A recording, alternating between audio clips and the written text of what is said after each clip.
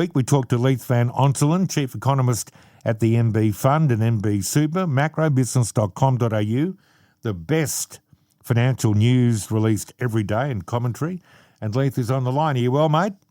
I'm good, thanks, Luke. How about yourself? Very well indeed. Sorry to keep you waiting. Let me get straight into it, buddy. Australia's economic luck is about to run out. Well, hang on. Doesn't that assume that we've had economic luck? Perhaps we have.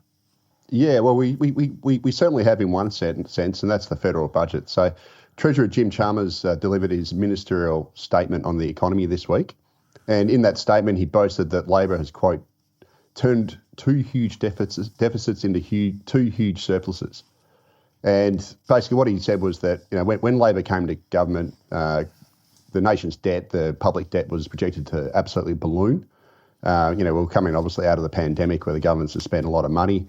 And he said that, you know, deficits over the forward estimates were supposed to total $225 billion.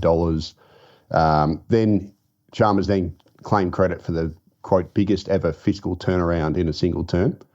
And he said that basically this turnaround hasn't been accidental or incidental.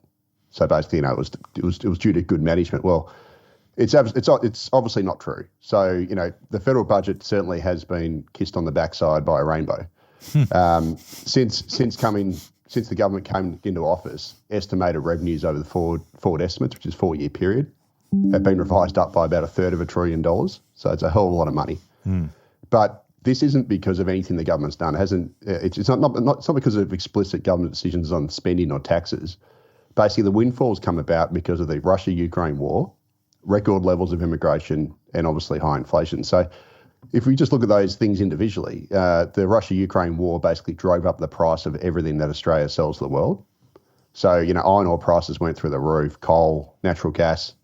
As a result, the federal budget collected way more tax revenue through company taxes and things like that. So that was a good fortune.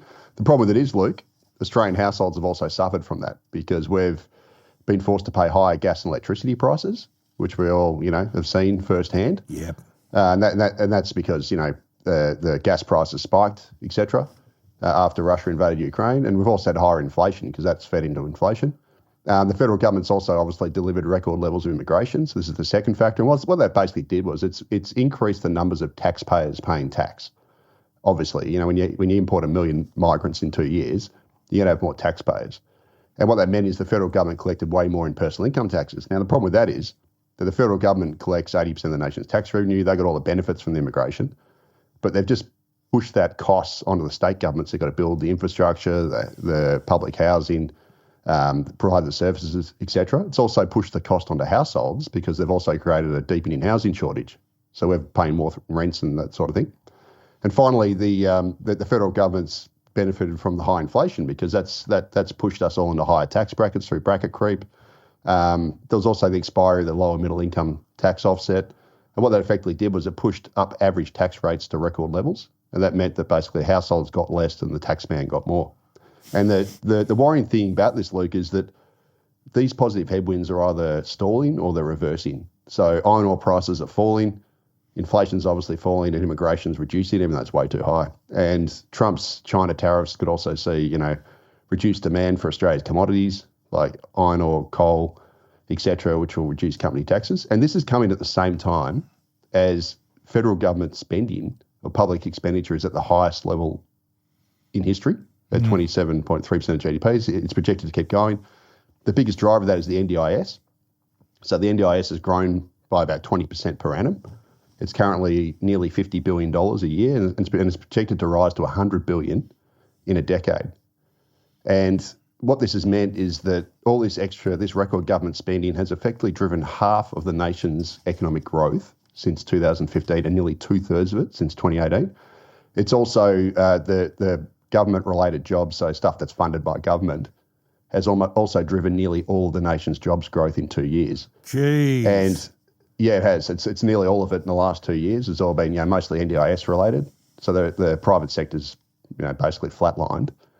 And it's a bit of concern when you've got these rising tax expenditures, you know, sort of baked in with the NDIS and some other things at the same time as the We've been able to ride it out because we've had all this good luck with the federal budget. Obviously, a lot of those costs have been pushed onto households and state governments, etc. But a lot of those factors are starting to reverse. And the big question is, you can only run a tax and spend economy when your sources of revenue are expanding. However, those rivers of gold are about to dry up, and I think Australia faces a very tough, fiscal challenge going forward. And we've got, if we've got an election early next year, this argument or this question intrigues me. Do they go and they say they would, that is a budget, sometime in March or April, and then they go to the people with the election sometime in May? I don't think anyone can seriously predict, can they, that the budget outcome will be a surplus again. It's already forecast to be a deficit, and with things getting worse, the income we'll get from our minerals and the like. So it'd have to deliver a budget with a deficit attached, which blunts the surplus argument. At first I was sceptical, but I'm thinking, mate, and there won't be an interest rate reduction anyway. Not that one will be enough; it'll do very little. I reckon we're headed to the polls in March. I actually now accept the commentary of people like my friend Peter Credlin and others that's a real prospect. Do you think that? Yeah, it could be. I mean, look. I'm not expecting the government to, cut back spending in its pre-election budget. Obviously, It's an election year, so they're going to. What they'll end up doing is they'll end up extending things like energy rebates and all that sort of stuff, which is just basically papering over the cracks of failed energy policy. Yes. They'll probably extend the rental subsidies and all that sort of stuff to paper over the cracks of creating the rental crisis through running an absurd immigration program. We'll get stuff like that, but I guess the point here is that the longer term outlook for the federal budget's pretty dire, because we've locked in these super uber expensive expenditure measures like the NDIS that are just growing at enormous rates and are projected to roughly double in size in nominal terms in the next decade, and we've got to somehow pay for that. Yeah. And at the same time, we have a diminishing tax base because, as I talked about a month ago, Australia's ultra uber reliant on personal income taxes, and the other sources of taxation are actually shrinking. So your indirect sources like fuel excise, alcohol excise, tobacco excise, GST, all those things are actually shrinking as a share of the total tax base because on the GST, for example, the fastest growing areas of expenditure are in health and education, and that's both excluded from the GST. So it means that effectively as a share of the total pie, GST shrinks. We've got obviously, electric vehicles, etc. That's shrinking fuel excise. And then obviously, charging $2 a dart on tobacco has meant that everyone's buying black market, which means they're not collecting revenue there.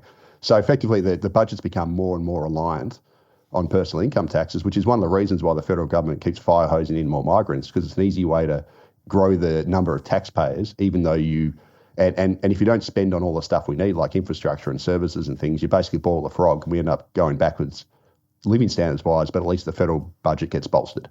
And that's basically what they've been doing. Now, before you go, mate, quickly, spending habits by age, analysis from the CBA this week. Anything in that we should note?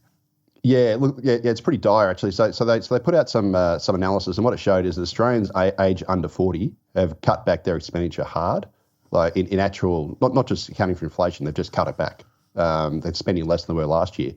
Whereas older Australians over 60 are spending at a rate well in excess of inflation. Now, the reason for that is the Reserve Bank's interest rate hikes affected roughly a third of Australians. Those with mortgages, they tend to be younger, so younger people are getting smashed.